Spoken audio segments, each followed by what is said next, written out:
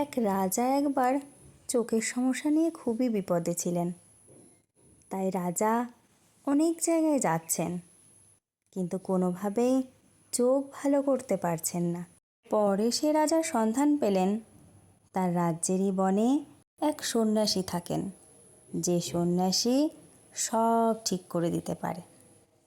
তারপর রাজা গেল সেই সন্ন্যাসীর কাছে, গিয়ে বলল, সন্ন্যাসী, আমার চোখের সমস্যা ঠিক করে দিন। সন্ন্যাসী দেখে বলল, রাজা, আমি আপনার সমস্যা বুঝতে পেরেছি। আপনি এক কাজ করুন, এখন থেকে শুধু লাল জিনিসের উপর চোখ দিবেন, শুধু লাল রং দেখবেন, তারপর দেখবেন সব ঠিক হয়ে গেছে। রাজা বলল, আচ্ছা, ঠিক আছে।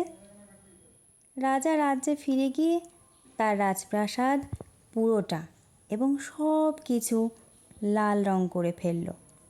কিছুদিন পর আস্তে আস্তে রাজার চোখ ভালো হতে লাগলো।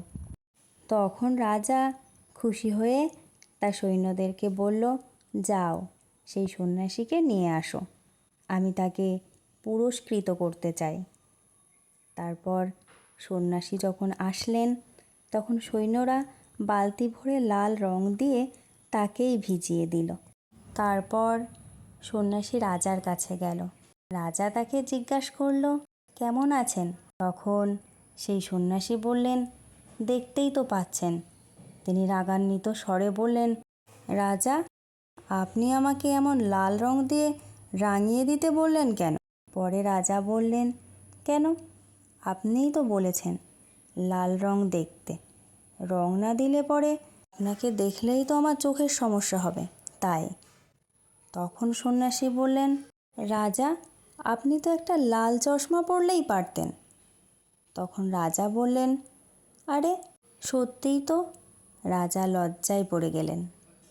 তারপর সন্ন্যাসী বলল, দেখেছেন রাজা, আমরা সমস্যায় পড়লে আশেপাশে সব কিছু পরিবর্তন করতে চাই, কিন্তু সমস্যার সমাধান যে আমাদের ভিতরেই আছে সেটাই লক্ষ্য করি না। আমাদের নিজেদের বদলাতে বড় বড় কোনো দেশে যেতে হবে না, নিজের দেশে থেকেই নিজেকে বদলাতে পারবো। আমাদের নিজেদের বদলালে আমাদের পরিবার বদলাবে, আমাদের সমাজ বদলাবে, আর সমাজ বদলালে আমাদের গোটা দেশই বদলে যাবে। তাই বলি, আমরা নিজেদের অনেক সমস্যাগুলো চাইলেই নিজের মধ্যে সামান্য পরিবর্তন এনে প্রতিকার করতে পারি। অন্যের সাহায্যের খুব একটা প্রয়োজন হয় না। ঠিক আছে, চলো এবার একটু রান্নার প্রসঙ্গে আসা যাক। এতক্ষণে তোমরা রান্নাটা দেখে ফেলেছো, তবুও ঝটপট করে একবার বলে দিই। প্রথমে ছোট ছোট সাইজের আলুগুলোকে একটা সিটি মেরে সিদ্ধ করে নিয়েছি। তারপরে পটলকে লবণ, হলুদ আর চিনি দিয়ে ভেজে নিয়েছি। আলুগুলোও সেমভাবে ভেজে নিয়েছি।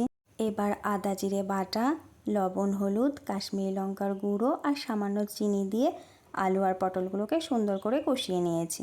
তারপর একটা টমেটো কুচি আর গোটা কয়েক কাঁচা লঙ্কা দিয়ে দিয়েছি। তারপর ওই একই সাথে 2 চামচ আমুলের দুধ গুলে নিয়ে কষিয়ে নিয়েছি। এবার পরিমাণ মতো জল দিয়ে ভালোভাবে ফুটিয়ে নিয়ে নামানোর আগে একটুখানি ঘি আর গরম মশলা ছড়িয়ে দিয়ে নামিয়ে নিয়েছি।